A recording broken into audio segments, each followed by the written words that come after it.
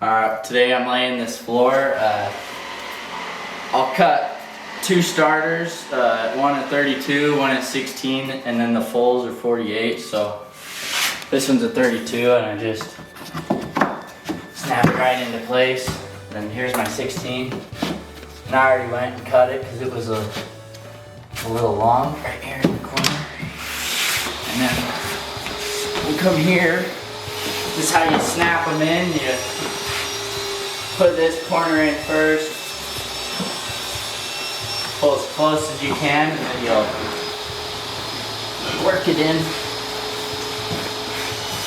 And it doesn't always go in great, but that's why you have this little piece of wood and a rubber hammer, rubber mallet, and you just tap it in, and then one tap here, and it's solid.